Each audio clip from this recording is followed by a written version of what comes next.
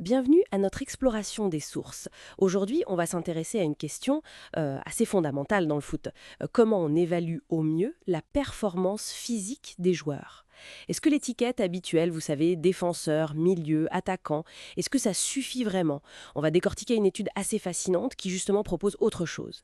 L'article s'intitule Beyond Playing Positions, Categorizing Soccer Players Based on Match-Specific Running Performance Using Machine Learning. Il est signé par Michel Dehaene et ses collègues et c'est paru en 2025 dans le Journal of Sports Science and Medicine. La question centrale c'est, est-ce qu'on peut améliorer la façon de catégoriser les joueurs en utilisant l'apprentissage automatique, le fameux machine learning, mais basé sur leur performance de course réelle pendant les matchs? Alors, allons voir ça de plus près. Bon, traditionnellement, on classe les joueurs par poste. C'est simple, c'est pratique, mais pour l'entraînement physique, est-ce que c'est vraiment pertinent? L'étude a d'abord regardé des capacités physiques, disons, brutes, mesurées en labo. Je pense à la vitesse de sprint sur 20 mètres ou la capacité aérobie maximale, la VO2 max. Oui, cette fameuse VO2 max qui mesure l'endurance en gros, chez de jeunes joueurs d'élite en plus. Et ce qui est intéressant, voire peut-être un peu surprenant, c'est que l'analyse n'a pas trouvé de différence statistiquement significative pour ces capacités entre les différents postes traditionnels. Les chiffres le montrent. Le seuil de signification statistique, était de 0,769 pour la vitesse de sprint et 0,241 pour la VO2 max. Ah oui, donc statistiquement, pas de preuve de différence nette sur ces tests. Exactement. La VO2 max moyenne, elle tournait autour de 58 millilitres kilo minute et la vitesse sur 20 mètres, à peu près 24,36 km/h. C'était assez homogène entre les postes, dans cette population spécifique en tout cas. D'accord. Donc sur ces tests en conditions contrôlées, les postes se ressemblent pas mal. Mais alors, qu'est-ce qui se passe pendant un match réel? Parce que c'est là que ça devient crucial, non? Quand on analyse la performance de course spécifique au match, c'est-à-dire les distances qu'il parcourt à différentes intensités, là, les différences entre postes deviennent beaucoup plus claires. Par exemple. Par exemple, les milieux de terrain, qu'ils soient offensifs ou défensifs, y parcourent une plus grande distance totale que les défenseurs centraux. Ça, c'est assez net. Et puis pour le sprint, au-dessus de 24 km/h, les attaquants et les arrières latéraux, eux, y couvrent significativement plus de distance que les défenseurs centraux. D'accord. On parle d'environ 250 mètres pour les premiers, contre 150 pour les défenseurs centraux. C'est pas rien. Et l'étude souligne aussi un point important, il faut éviter de regrouper tous les défenseurs ou tous les milieux ensemble. Parce que les profils de course d'un défenseur central et d'un arrière latéral, ou d'un milieu défensif et offensif, sont en fait très distincts. Mhm. On voit donc bien des différences liées au poste quand on regarde le match. Mais alors pourquoi est-ce qu'ils ont cherché une autre méthode de catégorisation si les postes montrent déjà des différences? Oui, mais le problème majeur, et c'est vraiment le cœur du sujet, c'est la variabilité individuelle.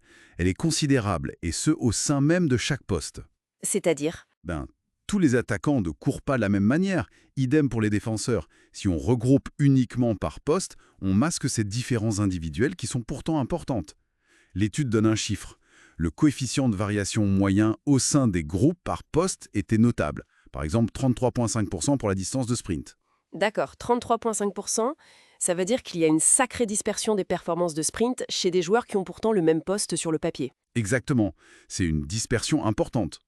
Et c'est là, j'imagine, qu'intervient l'approche alternative de l'étude, utiliser l'apprentissage automatique, le K-means dont vous parliez, pour créer des groupes basés non pas sur le poste, mais sur les profils de course qui se ressemblent vraiment, observés en match. Précisément, c'est tout l'intérêt.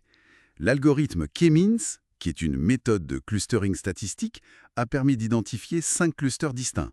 Ces groupes ont été formés en se basant sur les distances parcourues à basse, moyenne, haute intensité et en sprint. Et ils leur ont donné des noms assez parlants.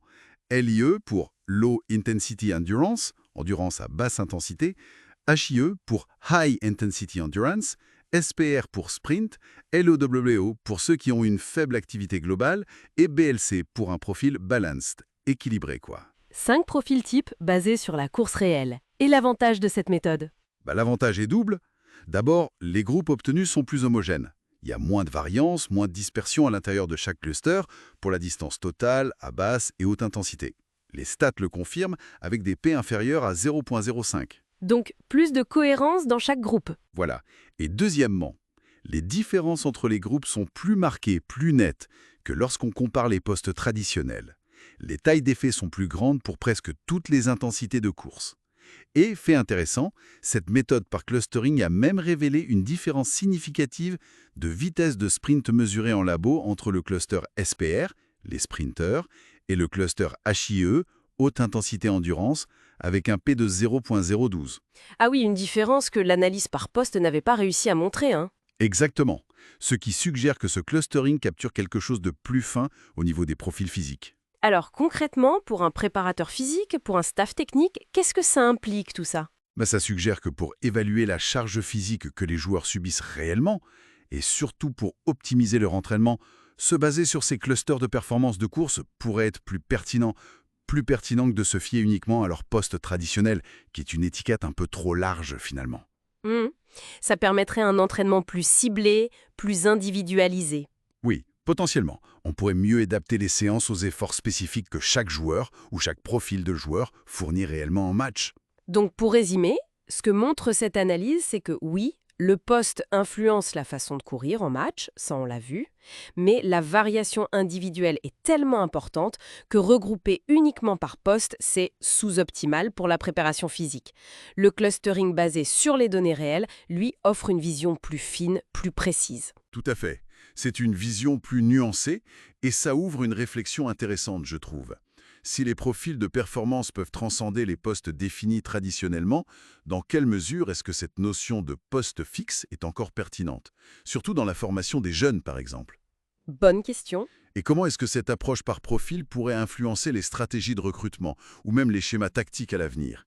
C'est une porte ouverte. C'est une perspective intéressante. Pour celles et ceux qui souhaitent creuser davantage, l'article complet, donc Beyond Playing Positions, de Michel Dehaene et ses collègues, publié dans le Journal of Sports Science and Medicine en 2025, offre tous les détails méthodologiques et statistiques.